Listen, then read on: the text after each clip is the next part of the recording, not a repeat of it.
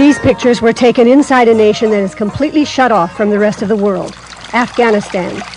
In this half hour, we will show you a secret war, the mud homes of an ancient people pulverized by Russian heavy artillery, brave peasant men who believe they are fighting for Allah. And we will show you how these courageous people are turning captured weapons against a world superpower and frustrating the enemy who would crush them. Soviet tanks rolled into Kabul the day after Christmas, 1979. Immediately, all Afghan borders were closed to Western journalists. To get the extraordinary story you will see here, photographer Richard Pauli and I had to be smuggled into Afghanistan by friendly Afghan guerrillas.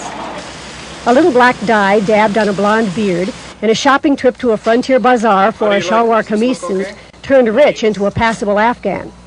It was a much bigger problem for me, a Western woman in a virtually all-male Muslim culture. I dressed as a local woman with a full chador.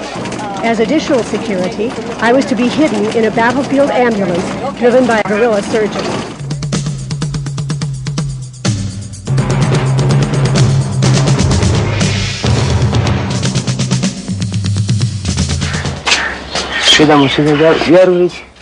My disguise met with the approval of our guerrilla escorts. Their plan was to smuggle me past 8 military checkpoints in an ambulance. I was to be passed off as a Sister of Mercy on her way to the battlegrounds. 7 checkpoints and 4 hours later, we reached our first stop. This is Parachinar, a town where some Western journalists had been caught and jailed a week earlier. We were on the frontier now, and this is a secret way station for guerrilla fighters crossing into Afghanistan. Bearing arms is a way of life, and I was thankful I was under the protection of Commander Ishaq Gilani. Gilani is not only an urbane and educated gentleman, he's also very devout. And like the men he leads, he bows in Islamic prayer 5 times a day. Gilani is a member of the Supreme Command of the Moderate Guerrilla Alliance. In fact, he's the nephew of the leader of the National Islamic Front of Afghanistan. After prayer, we picked up more guerrilla soldiers who would go with us to the battlefront.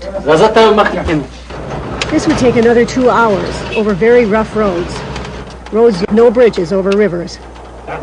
Then we reached our last stop. You can travel by jeep no longer. In fact, our ambulance stuck in the mud. From here, it would be a grueling hike to the battlefront. But we would stay overnight and rest. Here, the war was evident. A captured Russian dashika. This village has been strafed many times by Russian gunships.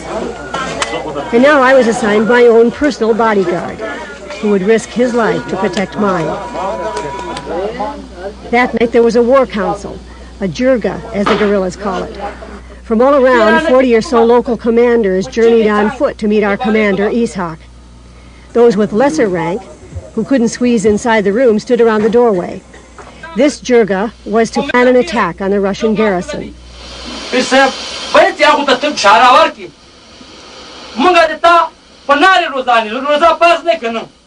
These few brave men were prepared to face 300 enemy soldiers, 8 tanks, and more than 10 armored personnel carriers. They would launch the attack the day I returned to Pakistan. But first, they wanted to take me to the battlefield. Behind me and photographer Richard Pauli, Pakistan, and ahead, some 20 grueling miles over a steep mountain, Afghanistan and the battlefields. And because our escorts were so concerned for our safety, they sent the main group of guerrillas we were traveling with the regular route across the border, a route which passed the final military checkpoint before Afghanistan. We took a secret, harder way. We were joined along the way by a camel caravan. Why this caravan was bypassing the checkpoint was a question we didn't ask. We finally get our first glimpse of Afghanistan. We have been climbing almost straight up for 3 hours. This is Jagjit, the village we're headed for. It has been the site of heavy fighting for the last 2 days. We rendezvoused with the main body of the guerrillas and with Commander Ishaq Gilani at the site of a bombed-out factory.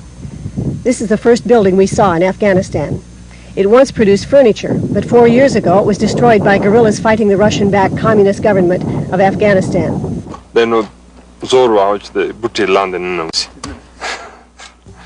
Leaders like Ishaq Gilani and his guerrilla forces have successfully stood off the Russian push into Afghanistan. They are fiercely brave, although they're outgunned by the Russians, who patrol this country in helicopter gunships. In fact, our large group could be easily detected, and we were in constant danger of enemy attack. This is Jagjit. This is the way the people in Afghanistan live. We wouldn't stay long. We wanted to explore more of the countryside and see evidence of the war. But we had to be careful. We were surrounded by minefields. Most of the mines were planted in and around the scrub brush, and some of the mines were dropped from gunships. For miles around, this land can no longer be tilled because of the mines. We were heading for Fort Sarai, the site of a great guerrilla victory 7 months ago. This fort was occupied by hundreds of enemy soldiers. For 3 months, the guerrillas laid siege. So many were killed that the Russians couldn't bury some of the dead. Do you know they're Russian bones? Yes, I was there at that time in the fighting time. It was last September. They are the bones that they couldn't get their dead body, and the dogs eat all of them, and their bone is left here. We don't have anything else for Americans. If you want, we will give you this as a gift if you want. You want me to take those home? Yeah, just a gift. We don't have anything else. The guerrillas captured several Russian tanks, and what's unusual about it is that the Russians never came back for these.